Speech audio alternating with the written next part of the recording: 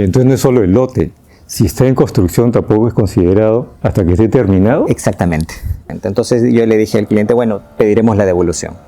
Estamos desde 2019. ¿Qué me estás diciendo? Si tú simulas una operación en el papel, la SUNAT puede revisar el papel, los hechos, las circunstancias y decirte, no es eso que está en el papel, sino la realidad. Si tú compras un terreno y lo lotizas, estás haciendo una actividad ya empresarial y vendes eso pese a que eres persona natural, la tasa ya no es 5, la tasa es 29.5. Oh.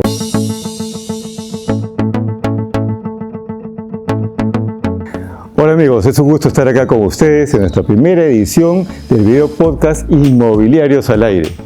Feliz de estar acá. Me acompaña Kelly Taboada, excelente abogada. Kelly, ¿qué te parece? Estamos en nuestro primer programa. Feliz de estar aquí con ustedes, amigos, compartiendo el primer video podcast. Y en este tema, en este momento, les compartiremos impuestos en la compraventa de inmuebles. Para esto, les hemos traído al experto en Derecho Tributario, Alfredo Guerra. Alfredo Guerra es magíster en Derecho Tributario por la Pontificia Universidad Católica del Perú, diplomado en Tributación Internacional por la Universidad Austral de Buenos Aires y en Normas Contables por la Universidad del Pacífico. Alfredo cuenta con 20 años de trayectoria, principalmente como ejecutivo en impuestos del grupo Telefónica, nada más y nada menos.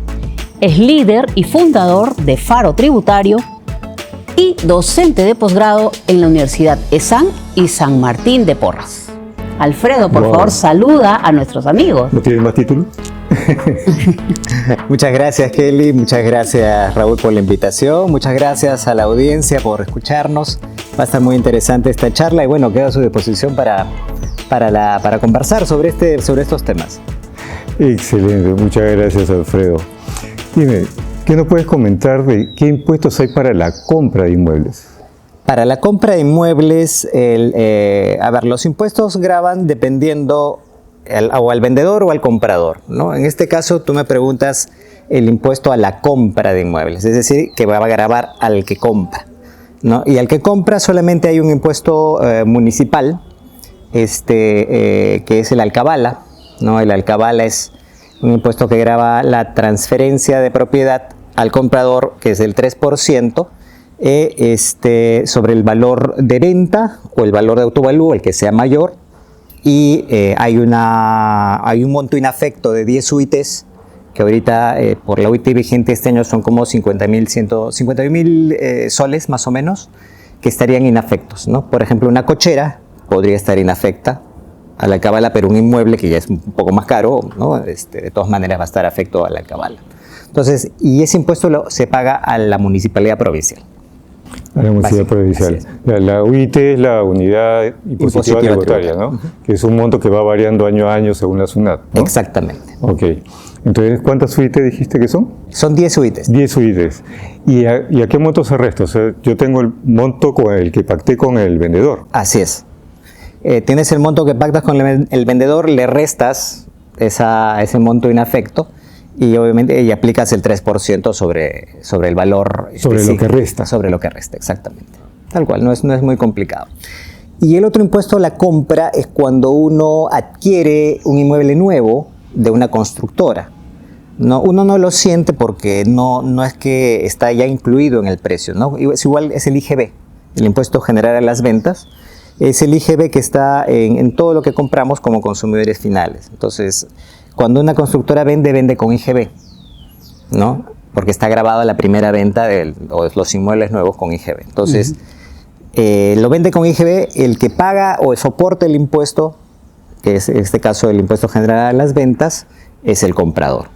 Entonces, no es la empresa constructora, porque la empresa constructora tiene crédito fiscal.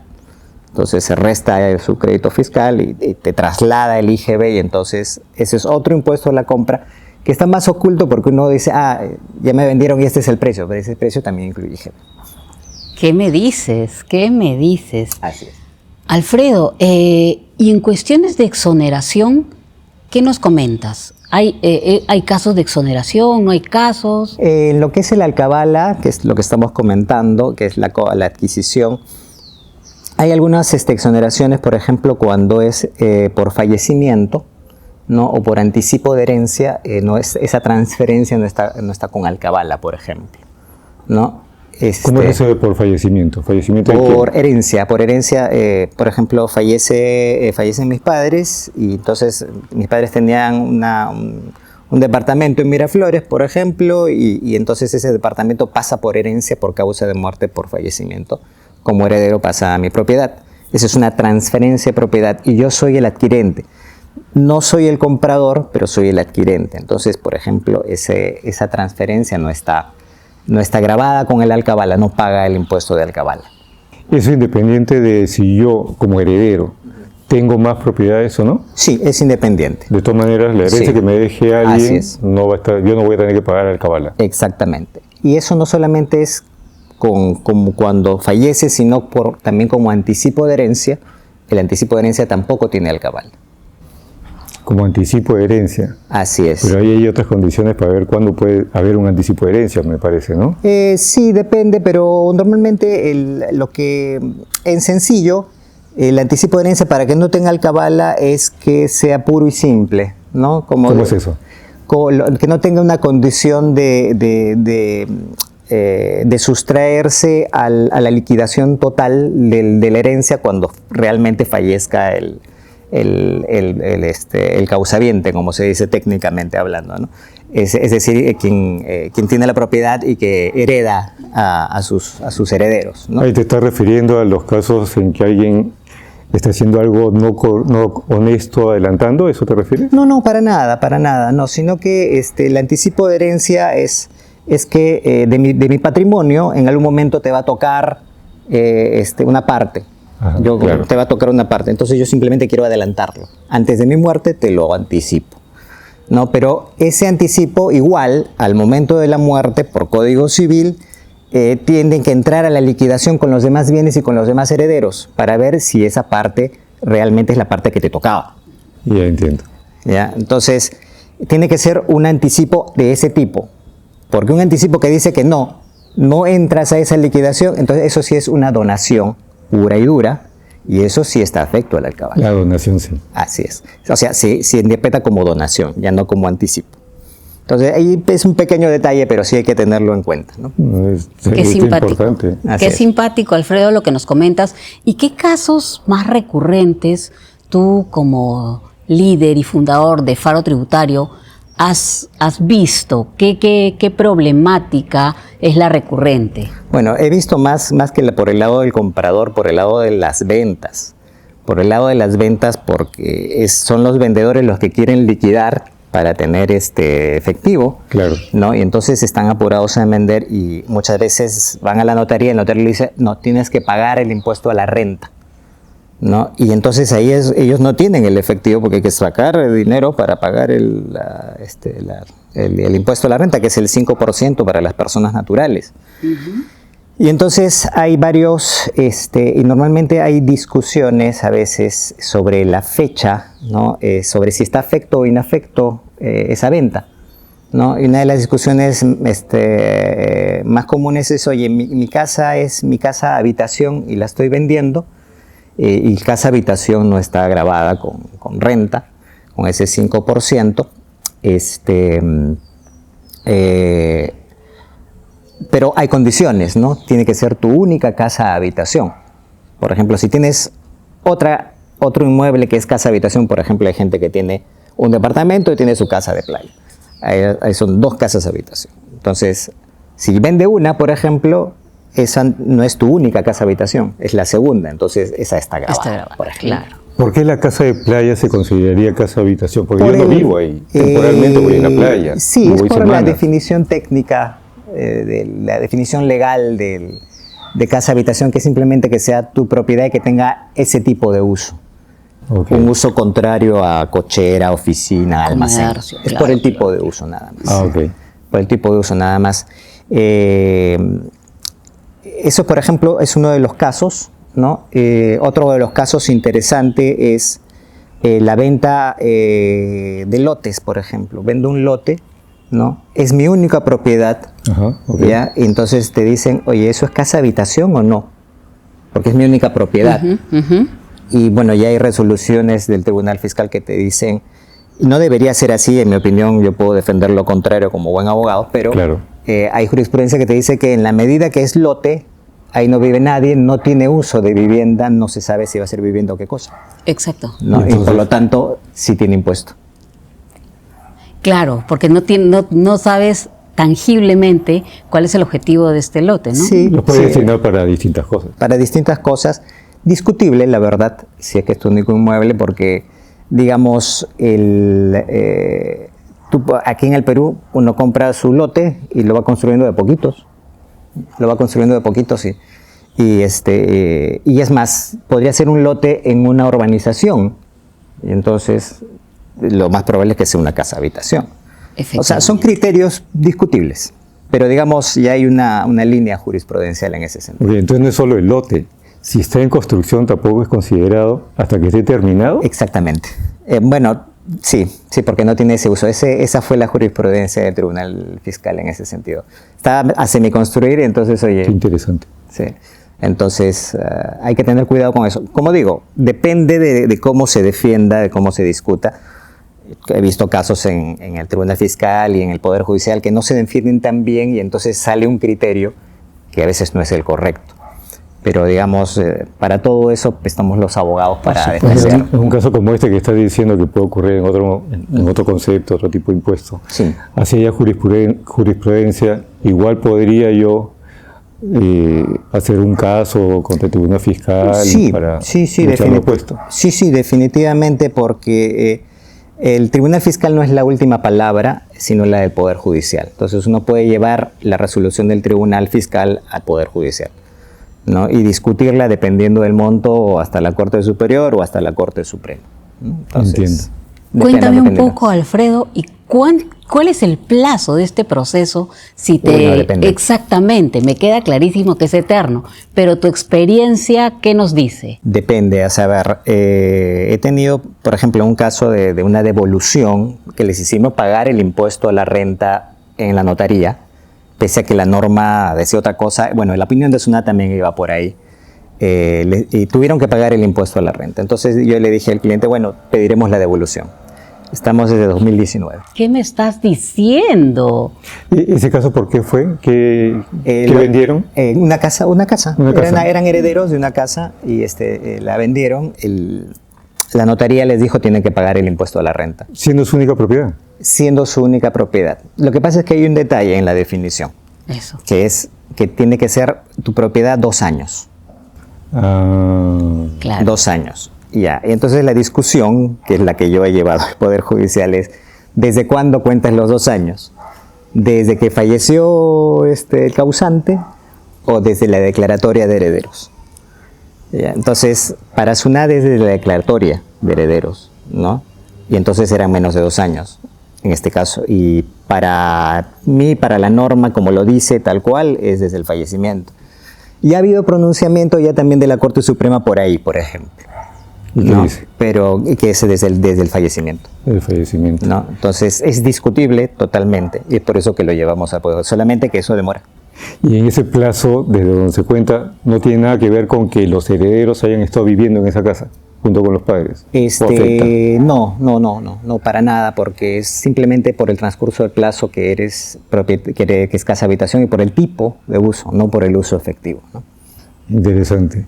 Y hay otros casos que incluso una empresa que otorga apoyo para financiamiento hipotecario, Ajá, a la pregunta, justo hablábamos de ese tema, de única propiedad, ajá, no pagas impuestos. ajá. Y decía, ya, pero si tienes 2 propiedades, te deshaces de una, la donas y ya te quedas solo con una propiedad y ya no tienes que pagar impuestos.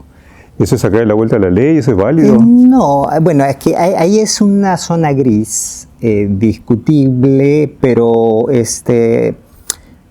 ahorita lo que te puedo decir es que no hay ningún problema porque lo que estás haciendo es deshacerte de una propiedad, de una casa habitación, ojo, son 2 casas habitación, no una casa habitación y cualquier otro tipo de propiedad. No cuenta los demás. El otro No, tipo, otro tipo. si tienes 2 casas habitación, una está, pero por ejemplo, si tienes una casa habitación y 3 cocheras con partida independiente, tienes 4 inmuebles, ¿no? Efectivamente. Igual ahí te aplica la exoneración porque es tu única casa habitación. Ok. ¿Te das cuenta? O sea, el tema es cuando tienes más de una casa habitación, ahí sí solamente la última es la que está exonerada. ¿Te das cuenta? Entonces, lo que me preguntabas era si... Era si es que yo tengo 2 casas habitación, haciendo ya. la precisión que es eso. Claro. Si yo tengo 2 casas habitación y para Y no que- pagar impuesto de la venta de una, me deshago de la otra, pero temporalmente se la paso a alguien para que después me la devuelva. Bueno, eso es otra cosa. Eso se llama simulación. Ajá. 1, simulación, y 2, igual vas a tener que pagar alcabala, o sea, te va a costar igual porque has hecho una transferencia y la municipalidad te va a cobrar el alcabala al comprador y al regreso también te va a cobrar. Te puede salir más caro. Así pero la es. puedo hacer como adelanto de herencia a uno de mis hijos. Sí, Y por eso no sí, pagamos el caballo. sí, pero no, si es adelanto de herencia y va a regresar, Exacto. entonces la intención nunca fue transferir. Así. Y eso se llama simulación. Ok. Y en la simulación, en sencillo, si tú simulas una operación en el papel, la SUNAT puede revisar el papel, los hechos, las circunstancias y decirte, no es eso que está en el papel, sino la realidad, ¿no? Una suerte de principio de la realidad.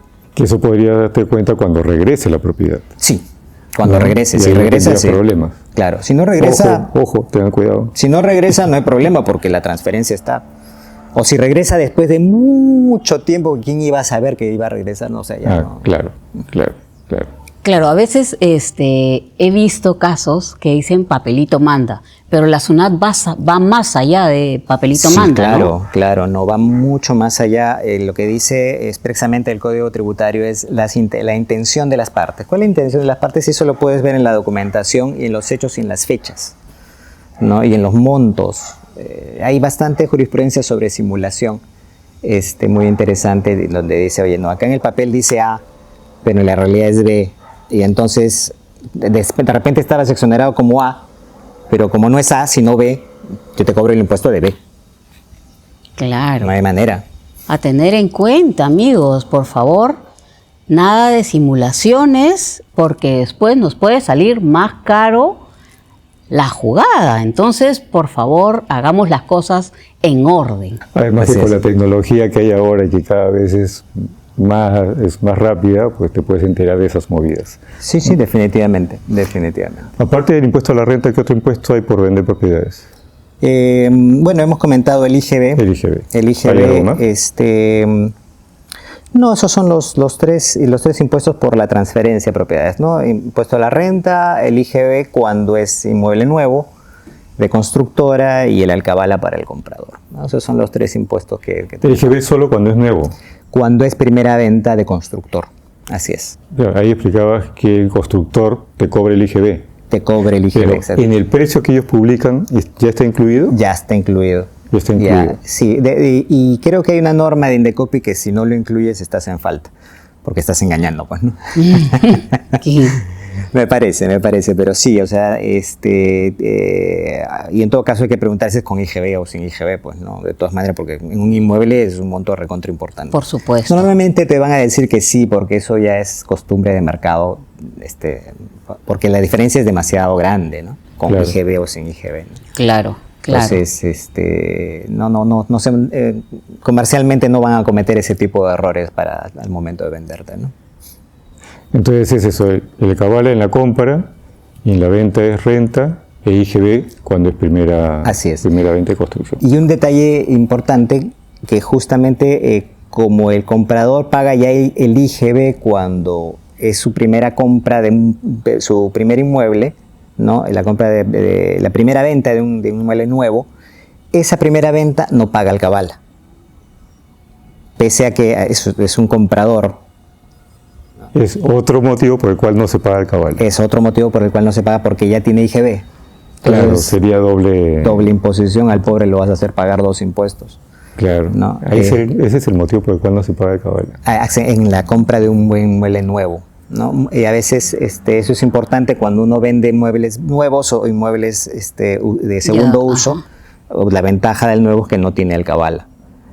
como el IGB es el precio, no se mira, nadie lo nota.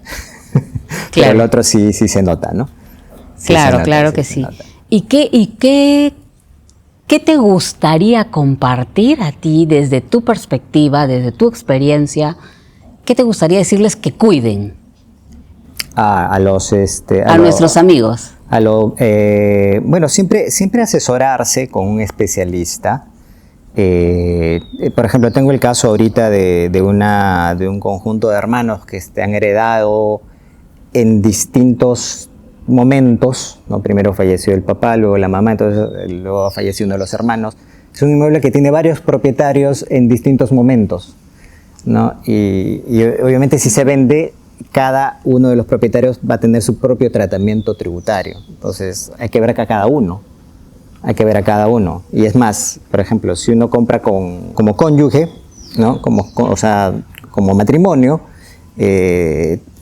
las propiedades, por ejemplo, que hemos comentado, si tienes demás otras propiedades, se computan por persona, ¿no? ¿Qué me dices? ¿No? Entonces, hay un montón de detallitos importantes, entonces es mejor asesorarse con un especialista, porque la notaría te puede decir algo general, pero la notaría, como es responsable solidario del impuesto, te va a decir paga.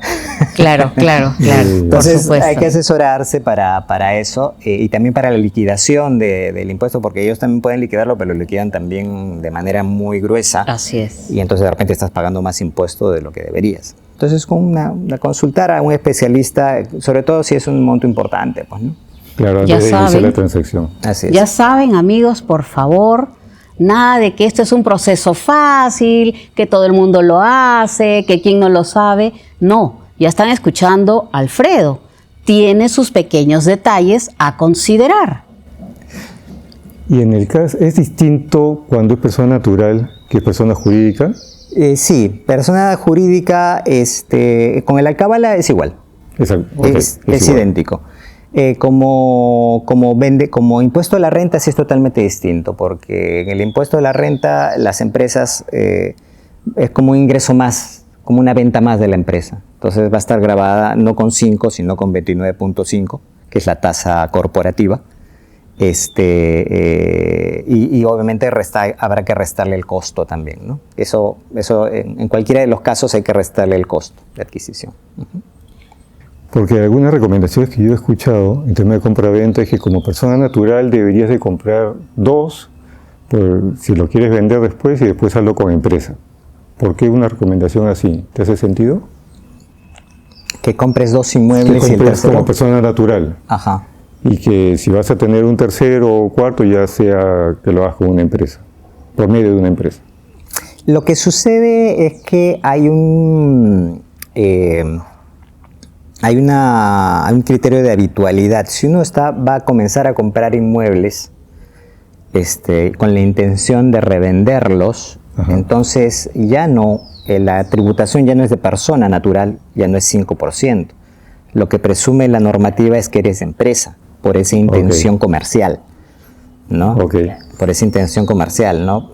Por ejemplo, si tú compras un terreno y lo lotizas, estás haciendo una actividad ya empresarial y vendes eso pese a que eres persona natural, la tasa ya no es 5, la tasa es 29.5. Oh, dato importante. Sí, o sea, hay un límite, esa es la raya donde saltas de una persona, como se dice, una persona natural sin negocio, claro, a una persona natural con negocio. Claro. Ya le aplica eso. Y ya le aplica eso. Entonces, me imagino que esa recomendación es por eso. Si ya estás comprando más para revender, ya hay una intención comercial, ¿no? Entonces ya mejor mételo a una empresa. Claro. Claro, y ya también asesórate con especialistas que sepan manejar el tema empresarial, que obviamente tú conoces también de ese tema. También que es ese tema. Uh-huh. Excelente. Bueno, Alfredo, esta ha sido una charla interesantísima. Te agradecemos mucho por habernos acompañado y por favor, acá nuestros amigos del podcast pueden querer hacerte consultas. Danos un dato de contacto para que te Por supuesto. Me pueden encontrar en mi correo alfredo.guerra@faro.tax, farotax, o también en WhatsApp a mi celular, ¿no? Al 945-125-167. Con gusto me envían un mensaje y conversamos, quedamos un día para conversar o me mandan un correo y les pido alguna información para enterarme mejor y poderlos ayudar y gustoso de apoyarlos. Perfecto, muchas gracias Alfredo por acompañarnos hoy día en esta primera edición de nuestro video podcast Inmobiliarios al Aire. Así es, hoy día salió el sol, señor. Por eso salió el sol. Gracias Alfredo, muchos éxitos. Y bueno, Kelly, se nos acabó el primer podcast. ¿Qué te ha parecido? Fabuloso. Realmente la plática que nos ha compartido Alfredo ha sido muy enriquecedora, espectacular, si no. Yo me quedo con los siguientes puntos, mira.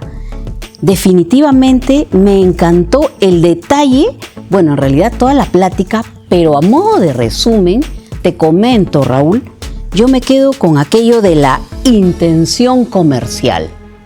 Qué importante es la intención comercial. Vendo un inmueble, compro un inmueble, pero si ya la actividad se va haciendo recurrente, ya la intención comercial cambia y por ende el porcentaje del impuesto. Tomen nota, por favor. Esto me encanta porque son detalles que Alfredo en su experiencia ha visto de manera recurrente y conoce.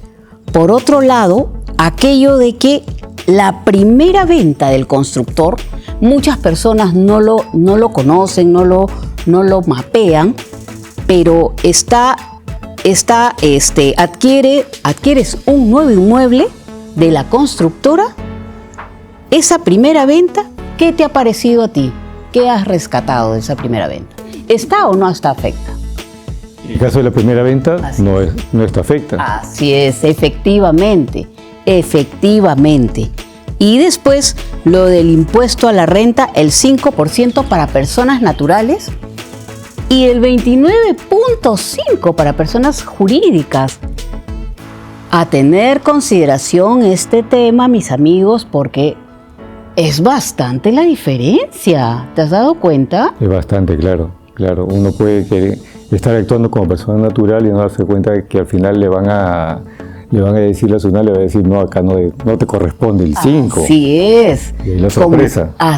Sorpresa, como comentábamos, nada de que papelito manda. Como bien comenta Alfredo, la intención comercial es lo que va a definir, ¿no?, por cuál impuesto estás caminando tú. Bueno, definitivamente la plática que nos ha compartido Alfredo ha sido muy enriquecedora.